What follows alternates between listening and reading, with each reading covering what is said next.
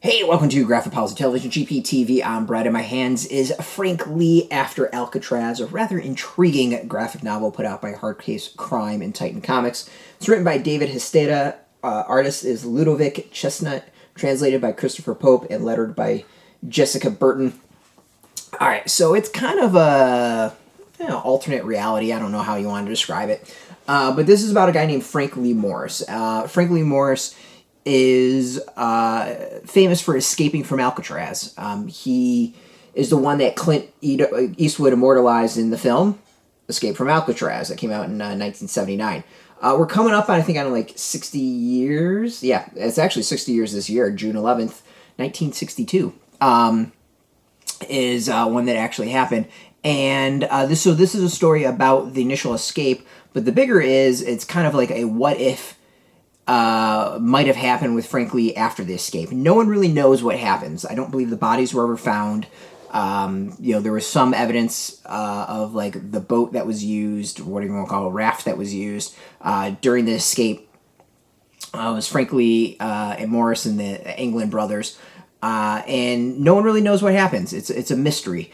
Years later, not too many years ago, there was some claims that they survived, and relatives came forward and said they dealt with them, and a whole bunch of stuff. But there's never been proof one way or another as to what happened to them.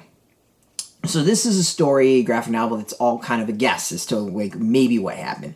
Where did Frank Lee Morris go? What was his life like after? And it's kind of an interesting graphic novel, partially because it's about a guy reflecting about his time kind of within the jails and jail system, and then his time outside, where he is still in a way in a jail. He is a wanted man, and he's kind of limited in what he can do in his life, and sticks to like a town where he tries to create roots and create a life.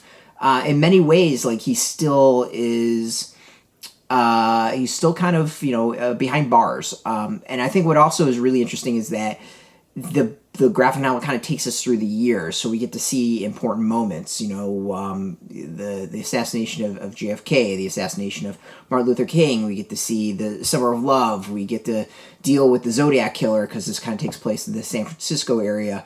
There's a lot of small things that kind of take us through the history, and there's some reflection on this guy who's kind of sleepwalking in many ways, and that the question is he better to sleepwalk behind bars in jail where he's completely oblivious to this reality, or is it better for him to sleepwalk as a free man where he's still in many ways oblivious to reality?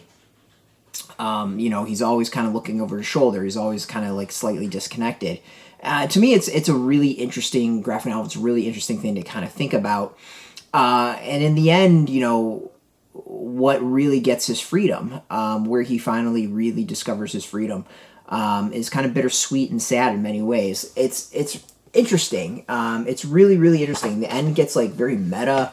There's a lot to kind of just chew on. It's got some cool history to it. It's an entertaining graphic novel that I like. It's definitely something different. There's a lot of kind of alternate history and what if stuff has come out. I know it's kind of a popular genre, but this is pretty cool. I like it does dive into a bit as to the escape itself, how they went about it. I'd love to see more detail on that, but it gives a good amount to make this thing feel realistic, feel like the actual history and research has gone into it. But overall, this is it's an interesting read. If you're really into Alcatraz and the few guys that escaped from it, I think this is kind of a cool what if graphic novel. So yeah, it's definitely something different. There's some extra stuff. There is kind of an afterwards where they discuss some of what I've talked about. Did they survive? What clues are there? Who are the people that kind of claimed? And there's also some art, and also kind of how they go about it. So it's a pretty neat graphic novel for those who are really into this. You can get it. It's out now in comic shops. We have a link beneath this video. Put in your zip code to help comic shops near you. No shop, no problem. We have some links where you can purchase your own. There'll be affiliate links, so you do get a small percentage, and by doing that, you help support our site. And speaking of support, I want to thank Titan Comics, Hard Case Crime, for hooking us up with this review copy. And of course, thank you all for watching. If you're into comics, if you're into graphic novels, check us out every single day at graphicpolicy.com. We're on Twitter, Facebook, YouTube, Tumblr, Instagram, and TikTok, all at Graphic Policy, keeping it nice and consistent. Until next time, keep reading those comics, and keep it geeky.